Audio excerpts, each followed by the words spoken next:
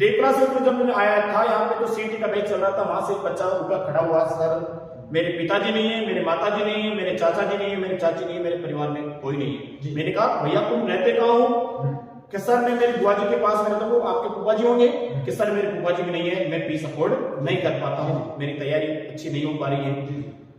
तो मैंने जब यहाँ पे दिवाली की छुट्टियां लगने जा रही थी, सभी बच्चों को शुभकामनाएं दे रहे थे, तो मैं यहाँ पे खड़ा था, तो वो नजर उस बच्चे में गई मेरी। उस टाइम पे मैं खड़ा करा, उस बच्चे से कहा कि खड़े होना आप एक बार, तो वही चर्चा वापिस किया।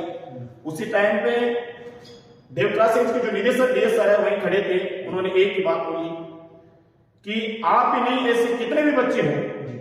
उस भैया को बोल रहे थे कि आप नहीं हो ऐसे कितने भी बच्चे हों जिनके माता पिता नहीं है और पढ़ने शिक्षा के क्षेत्र से जुड़े हो, या आप एक सोशल मीडिया के माध्यम से मेरे को आप इंटरव्यू ले रहे हो, तो इस वीडियो को ज्यादा से ज्यादा आप शेयर करना ताकि ये प्रत्येक गरीब छात्र तक पहुंच सके। बताना चाह रहा था कि जैसे आप लोगों ने अभी बोला कि सर मतलब हमने गरीब छात्रों के लिए, अनाथ बच्चों के लिए, जिनकी आर्थिक स्थिति खराब है उन बच्चों के लिए हमने विशेष रूप से मतलब उनके लिए उनको सेवा देने के लिए, उनको शिक्षा से जोड़ने के लिए हमने विशेष मुहिम चलाई है। तो मैं ये जानना चाहता हूँ कि क्या मुहिम चलाई है आपने? गरीब बच्चों के लिए क्या देना चाहते हैं आप? गरीब बच्चों के लिए, मध्यम वर्ग के बच्चों के लिए क्या देना चाहेंगे? देखो सर, ज्यादा मैं घटना तो नहीं बता सकता, लेकिन मैं जब नेवाई टॉप में जब पढ़ा रहा था जी, उस टाइम पे 3 बालिकाएं मेरे सामने आई और मैं निवाई टॉप में या फिर यहाँ देव क्लास में? निवाई टॉप की बात कर रहा हूँ पहले जी सर। निवाई टॉप में मैं जब पढ़ा रहा था तो वहां पे जब 3 बालिकाएं साथ में आई जी, 2 बालिका के माता पिता था, 1 बालिका के माता पिता नहीं थे जी, लेकिन उसकी रुचि थी कि मैं भी तैयारी करूं जी।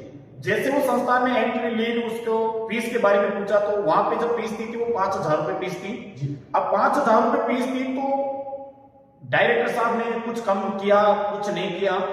जैसे वो कम की 1,500 जैसे कम किया, वो बालिका वापिस आई और उसके आंसू नहीं रुके सर जी। तो आंसू नहीं रुके तो मेरे को लगा कि भाई ये बहन जो रो रही है वो क्यों रो रही है। तो मैंने उसको जवाब पूछा कि आप क्यों रो रहे हो? कि सर मैं पढ़ना चाहती थी लेकिन मेरे माता पिता नहीं है, मेरी जो 2 मेरी सहेलियां हैं ये साथ में इन्होंने एडमिशन करवा दिया, खासकर आज मेरे पिताजी होते हैं, खासकर मेरी माता जी होती तो मैं भी एडमिशन लेके और मैं पुलिस की तैयारी करना चाहता जी। सर मेरे को उस टाइम पे बहुत बड़ा आघात लगा।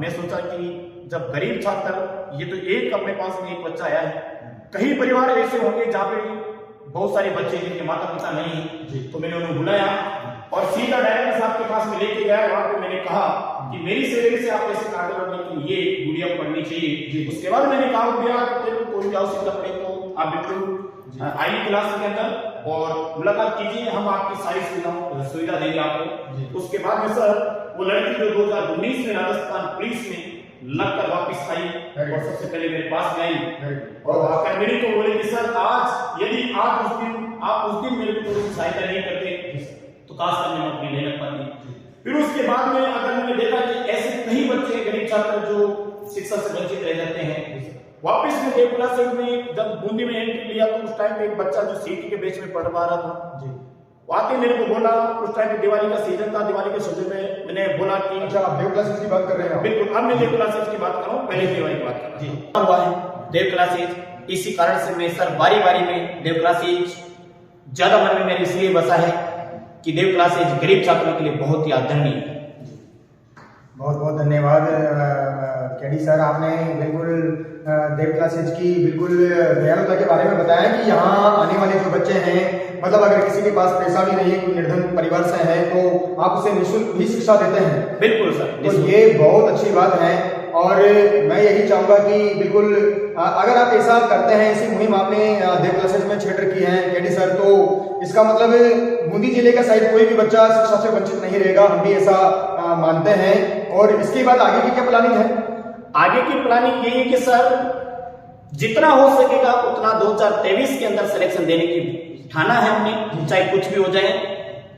गरीब छात्रों के लिए एक बहुत ही कुछ निकाल रहे हैं कि गरीब छात्र कैसे शिक्षा से वंचित न रह सकें, वो आकर एडमिशन ले सकें और गरीब छात्रों तक हम बिल्कुल घर घर तक हम पहुंचने वाले हैं। तो बिल्कुल आपने बीड़ा उठाया है कि आप गांव-गांव में ढाणी-ढाणी में भी जाएंगे बच्चों को कंपटीशन से जोड़ने के लिए, शिक्षा से जोड़ने के लिए, और बिल्कुल नया नवाचार करते रहेंगे देव क्लासेज के माध्यम से। तो ये आपकी बहुत अच्छी सोच है।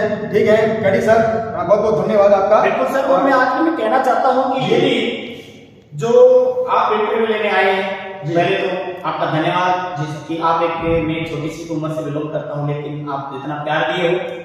अगर आप शिक्षा के क्षेत्र से नहीं हो, मैं मानता हूँ आप शिक्षा के क्षेत्र से नहीं हो, लेकिन इस जो वीडियो भी आप ले रहे थे, इनको आप गरीब छात्रों तक पहुंचाइए, क्योंकि आप एक सोशल मीडिया के माध्यम से मेरा इंटरव्यू ले रहे हो जी, तो आपसे कई गरीब परिवार भी जुड़े हुए हैं। इस वीडियो को आप गरीब छात्रों तक पहुंचाइए। जी सर, आपके गुणों पे तो हम कायल हो चुके हैं, क्योंकि आपने बातें ऐसी बताई हैं जो बिल्कुल हमारे हृदय में घर कर गई है।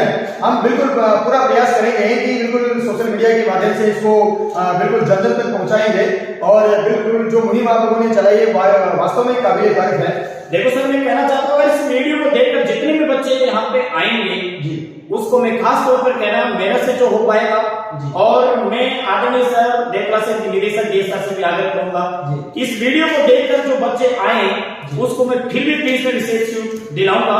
तो आप भी सोशल मीडिया के माध्यम से जुड़े हुए हो, तो इस वीडियो को आप गरीब छात्रों तक पहुंचाएं, ताकि प्रत्येक गरीब छात्र जो ढाणी से कोने कोने से जो बिलोंग कर रहा है, कोई भी छात्र शिक्षा से वंचित न रह सके।